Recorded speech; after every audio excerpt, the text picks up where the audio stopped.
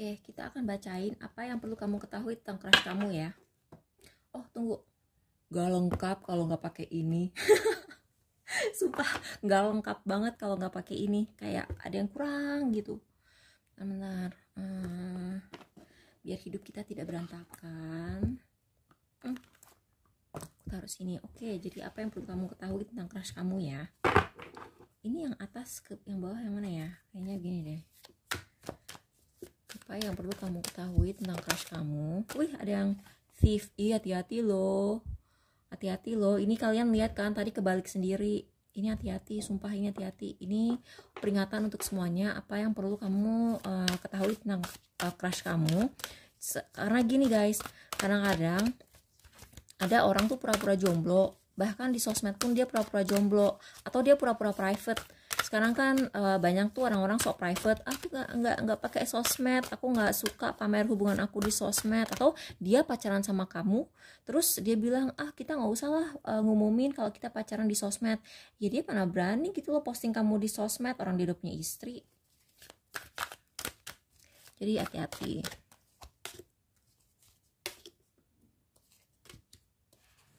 Kenapa aku cuma ngeluarin satu-satu ya? Tapi mungkin memang itu yang harus kita lakukan hari ini. Don Juan, ya Tuhan. Aduh. Kamu kalau punya kodam ya, kamu kalau punya kodam atau punya leluhur, kodam sama leluhur kamu tuh sebenarnya udah ngingetin kamu berkali-kali loh guys. Kayak udah ngasih kamu peringatan gitu, udah ngeliatin kamu, ini loh nak, kamu tuh, ini bukan jodoh kamu gitu, kamu tuh tidak mendengarkan. Karena kamu ngebet banget sama nih orang. Nggak semua sih, nggak semua ya, nggak semua. Pasti aku rasa pasti di file-file ini pasti adalah hal-hal positif yang bisa kamu ketahui tentang crush kamu. Nggak semuanya negatif. Amat sama ini. Oke, bottom of the deck-nya adalah the Hangman. Oke, setelah kamu reading ini atau setelah kamu, pokoknya ada masanya nanti kamu akan melihat sisi lain dari orang ini, sumpah. Jadi kalau kamu pilih pile 1, diletkan King of Swords, penyesalan. Pada akhirnya kamu akan menemukan bahwa orang ini menyembunyikan banyak hal. Karena ini King of Swords terbalik, berarti banyak kebenaran-kebenaran yang dia tutup-tutupi. Dan dia itu nggak secerdas, ini orang arogan sekali loh. Crush kamu ini pile 1. Dia tuh sangat arogan dan dia tuh menganggap dirinya tuh sangat-sangat cerdas, sangat-sangat pintar, sangat-sangat intelektual. Padahal ada beberapa orang kalau di sebenarnya ya secara tradisional si Five of Cups ini adalah kartu yang berarti penyesalan. Ya kan, penyesalan terus kesedihan gitu kan. Tapi di sini tuh kayak tapi kalau kita hitung gitu ya, ada simbolisme bahwa di sini ada cawan yang isinya tumpah. Ada beberapa cawan yang isinya tidak tumpah gitu kan. Jadi itu adalah simbolisme bahwa kita kadang-kadang fokus ke satu hal dan kita anggap semua hal itu sama rata seperti itu. Padahal tidak, ada beberapa yang tidak seperti yang lainnya gitu. Nah, di sini aku akan melihat gitu ya. Jadi ini orang dia tuh sebenarnya tidak terlalu ahli dalam hal yang dia klaim ahli gitu kan. Udah gitu dia tuh menganggap semua orang itu percaya dengan semua bullshit dia gitu. Jadi dia menganggap semua orang tuh percaya sama kebohongan-kebohongan dia dan kepalsuan-kepalsuan dia. Tapi ada beberapa orang, dan mungkin ini kamu, karena mungkin kamu ada crush sama orang, kamu naksir sama ini orang kan, jadi kamu merhatiin gitu kayak detail-detailnya ini orang gitu. Jadi ketika kamu merhatiin detailnya, nah ini kamu lihat deh, High Priestess ini kalau dalam keadaan terbalik itu kan artinya rahasia yang bocor gitu kan. Nah, kamu akan melihat detail-detail dalam kehidupan dia dan kamu bisa melihat kebenarannya. Jadi ini bisa apa aja, bisa dia tuh tukang bohong, bisa dia tuh nggak secerdas yang dia klaim, bisa dia tuh palsu, bisa itu ternyata dia udah punya pasangan. Aku nggak tahu apa yang akan kalian temukan, tapi kamu akan menemukan hal itu dengan sendiri gitu. Dan kamu itu, dia nggak bakal nyangka sih kalau kalian nyadar, tapi kalian akan menjadi orang yang menyadarinya pertama kali, atau salah satu orang yang pertama kali nyadar dan berani mengungkapkan apa yang kalian sadari itu. Pile 2, Hedonist, The Chariot. Kamu kalau jadian sama nih orang, dia beban karena nih orang udah ketagihan sama kehidupan kehidupan kayak dia tuh, mungkin aku nggak tahu ya, mungkin dia sering clubbing atau dia sering foya-foya atau gimana, tapi pokoknya ini bukan bukan marriage material gitu loh. Jadi ini orang kalau dipakai buat pacaran, kalau diajak temenan dia asik gitu, dia asik, tapi kalau misalnya dia jadiin pasangan nikah, dia tuh agak tidak asik. Bukan tidak asik ya, tapi bukan materi manusia yang bisa dipakai sebagai suami atau istri yang baik gitu, karena dia tuh akan selalu membebani kalian gitu. Jadi kayak di sini kan hedonis ya, dia tuh mungkin boros, dan nanti setelah kalian nikah sama nih orang, dia tuh belum tentu bisa mengurangi sifat borosnya itu gitu.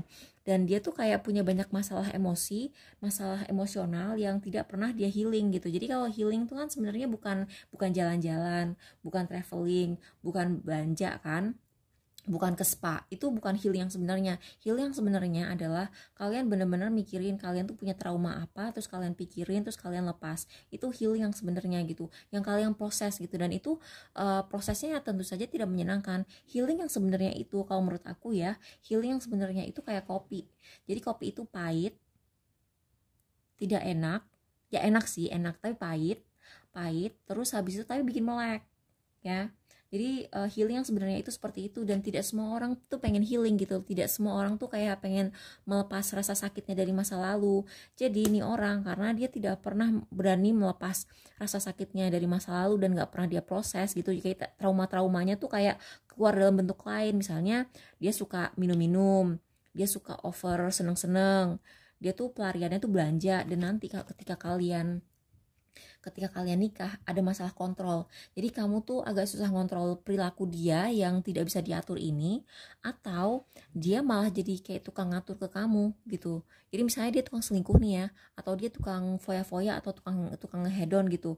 Nanti dia akan ngatur-ngatur kehidupan kamu. Kamu nggak boleh boros, tapi dia boleh boros. Kamu pergi sama siapa, padahal dia yang selingkuh gitu. Susah yang ini. Itu yang perlu kamu ketahui tentang crush kamu. Buat yang pilih PAL 3, crush kamu child magical. Ih, crush kamu anak indigo. Crush kamu bisa melihat. Hati-hati loh, kamu jangan macem-macem sama orang ini. Dia kalau misalnya kamu bohong, dia tahu. Intuisinya kuat nih orang. Intuisinya kuat sekali. Kalau kalian bohong, dia tahu. Kalau kalian tidak jujur menutupi sesuatu, dia bisa merasa. Kalau kamu selingkuh, kamu akan pasti ketahuan. Tuh kan? Sangat-sangat intuitif, walaupun mungkin kemampuan dia itu belum terlalu dia balance gitu. Jadi aku ngelihat nih orang sebenarnya punya bakat, tapi dia itu mungkin kurang pintar meditasi. Dia tuh hidupnya berantakan karena mungkin dia kurang disiplin. Aku ngeliat dia kurang disiplin sih, dia kurang bisa fokus, dia kurang bisa disiplin, terus masa depannya tuh tidak jelas. Dia tuh belepetan, dia tuh kayak tipe orang yang rencananya tuh nggak pernah jelas, tapi sebenarnya dia punya potensi banyak gitu loh. Dia tuh punya potensi untuk punya ide-ide brilian, jenius. Terus dia tuh punya dia tuh punya apa sih namanya, potensi untuk jadi business person atau kayak entrepreneur gitu. Aku suka sih yang ini apa yang perlu kamu tahunya tuh kayak enggak buruk. Ini kenapa ya kartu kok mencuat main person? Iya, ini jodoh kamu. Ini jodoh, ini udah ada jodoh. Oke, jadi buat yang pilih PAL 4 healer, orang ini sebenarnya bisa ngehealing kamu. Jadi orang ini mungkin awal-awal pacaran sama kamu, dia akan sering nyakitin perasaan kamu gitu kan, karena kamu tidak setuju dengan perkataan dia, tapi perkataan dia itu benar, dan kamu tuh bisa belajar banyak dari dia sebenarnya. Kamu akan awal-awalnya defensif, terus awal-awalnya kamu pengen, nanti kalau kamu sama pacaran sama nih orang ya, jujur aja kalian tuh nggak akan betah, terus kalian tuh kayak pengen ngajak putus duluan, kalian pengen ngelepas dia karena kamu tuh kayak ngerasa defensif sama hal yang dia omongin, padahal trigger-trigger yang dia omongin itu, jadi nih orang adalah karmic partner. Jadi dia dikirim oleh Tuhan ke kamu untuk mengobati kamu gitu, untuk kayak nge-trigger kamu supaya kamu tuh kayak jadi sadar gitu loh, trauma-trauma masa lalu kamu tuh apa, terus kamu tuh apa sih yang kamu butuhkan dari pasangan gitu. Jadi kamu punya crush sama orang ini, tapi ujung-ujungnya kalian akan berakhir dengan orang yang lebih baik.